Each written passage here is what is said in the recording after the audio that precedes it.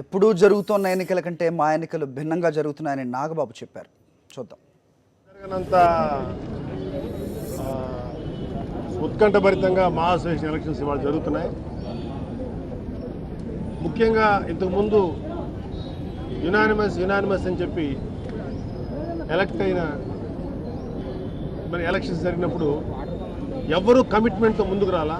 ఇవాళ కాంపిటీషన్ ఉంది కాబట్టి అటు జయసుధ గారు కానీ ఇటు రాజేంద్ర ప్రసాద్ గారు కానీ ఒక కమిట్మెంట్ వచ్చారు. ఎస్పెషల్లీ రాజేంద్ర ప్రసాద్ గారు came with a specific commitment.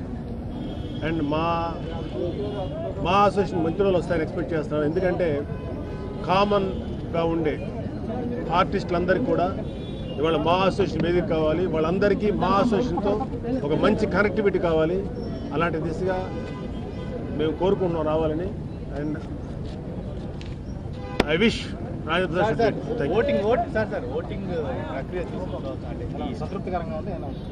We are happy. ఎందుకంటే ముఖ్యంగా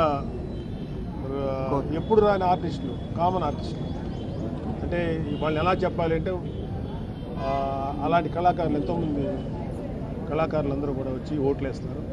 సో ఎక్కువ మంది ఓట్లు వేయడం వల్ల దట్స్ ఏ హెల్దీ సైడ్.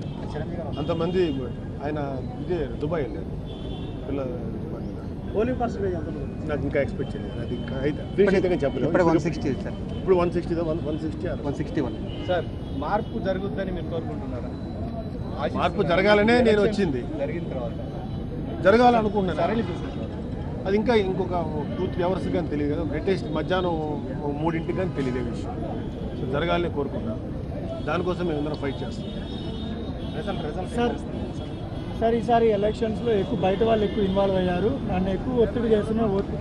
ఓపిక ఉన్నంతసేపు ఒత్తిడి ఉంటుంది. తర్వాత ఒకసారి బయట వచ్చారంటే అన్ని నిజాలు బయటపడతారని జయసుధ గారు మార్నింగ్ కామెంట్ చేస్తారు. పెట్టమనండి, వీఆర్ రెడీ. ఎవరు నిజాలు బయటపెడతా పెట్టమనండి. ఆల్రెడీ కళ్యాణ్ మన ఊకలని పెట్టాడు కదా నిజాలు. వాటికి ఆన్సర్లు ఇవ్వమనండి. తర్వాత వాళ్ళు పెట్టుకోమనండి. Thank you.